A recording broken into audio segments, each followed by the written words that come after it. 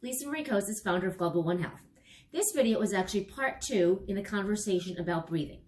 In part 1's video, I got into the specifics of the anatomical structure of the core and how it relates to breathing and specific drills on how to breathe.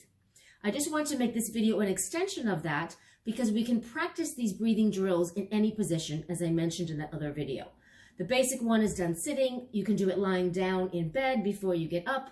You can do it standing in an elevator, waiting to cross the street, and of course, in simple gait and walking.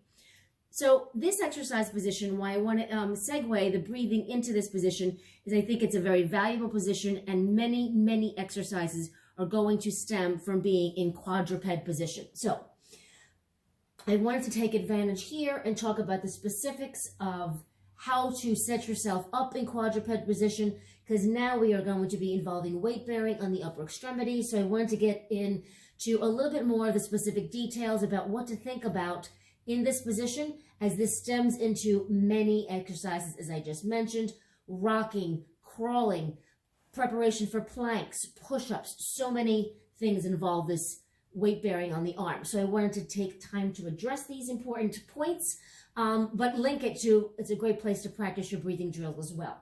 So I'm not going to review those drills in so much detail in this video. We're just going to go through them very quickly, but you can always go back to part 1's video for more specific information. So I'm going to have my toes tucked under, or I'm in a dorsiflexed ankle position. So when weight bearing, right, I want you to think about a couple of important points. So obviously we now have our arms and shoulders are very much involved in supporting our position and our structure. So how are we set up? That's so important. So first things, the hands, contact with the ground.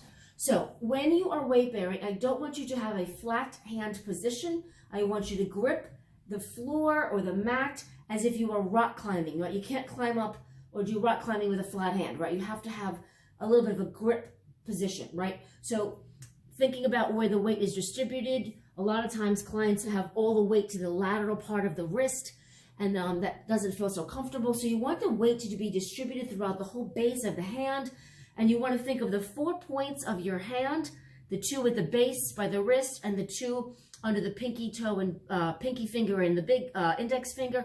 You want the weight kind of distributed throughout all 4 corners of the hand, and almost as if the center of the palm is pulling up away from the floor.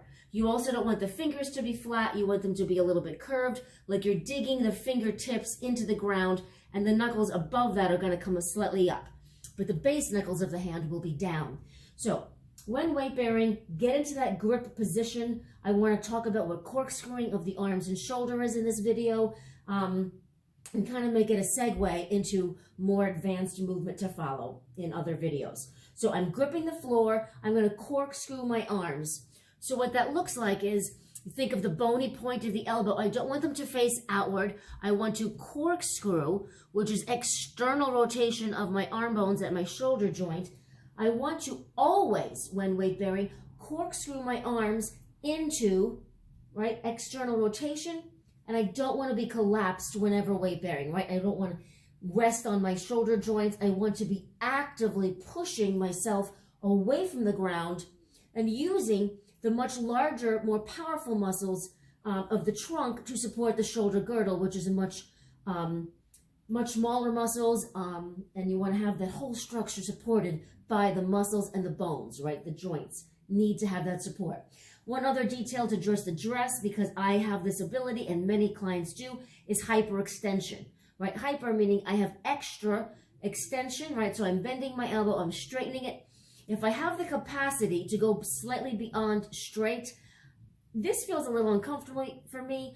I don't suggest or encourage clients to go to that locked shoulder, locked elbow position, because it just puts a little bit more strain and load on the joint structure and sometimes inhibits the triceps from engaging. So I want you to, if you have that extra capacity of range of motion, slightly ease back and try to activate the triceps and the upper arm musculature more, and grip the floor more to get the forearms involved and the hand muscles as well themselves. So you're gripping the floor, corkscrewing the shoulders, and your feet are dorsiflexed and pushing into the ground.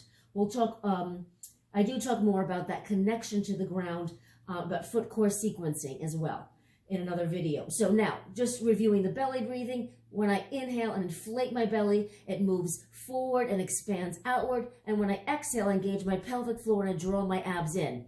So I can reset each time, or I can practice the muscular endurance. Now, why you want to practice that second 30 count drill is when we start getting into weight bearing and exercises. So one exercise drill that you can do on the hands and knees to build endurance isometrically in your core and in your shoulder joints and upper extremities is to take a limb away, right? So just one hand is going to come up an inch or two off the ground, and the other hand, you're going to alternate hands, and this way you're practicing that 30 count hold. So now what you can do is integrate the breathing drill with a little bit of removing of one hand on the limb. So you can count to 30, right? I would count out loud.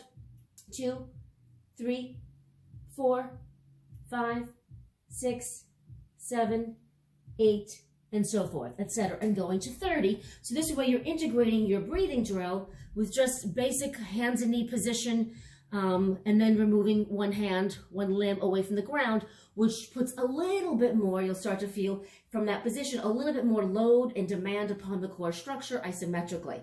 Now, one of the reasons why I love doing the breathing drill in quadruped position is a couple things. One, you're actually now integrating getting activation of the musculature of the arms and the shoulder joints. You are training shoulder girdle stability. You are getting weight bearing in the bones of the arms, which is very important, especially for an older clientele or older population. You want to get them weight bearing, right? Increasing bone density, minimizing the detrimental effects of osteopenia and osteoporosis. So you need to do weight bearing exercise. Obviously, one way is with weights, but weight bearing on the arms onto the ground or a bench is also another way. So that is another reason. But also when you're in this position, right, you have gravity is a little bit of resistance. So some clients will feel like, oh, I feel my stomach muscles pulling in a little bit more easily on their hands and knees, and they may feel it on their back.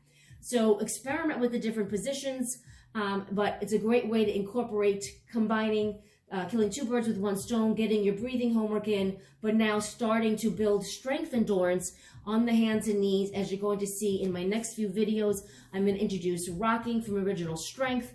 Crawling is also something that is very much a part of building muscular endurance and strength, but all of those exercises stem from your ability to simply be able to support yourself properly on the hands and knees. So owning that quadruped position is going to prove to be very helpful moving forward.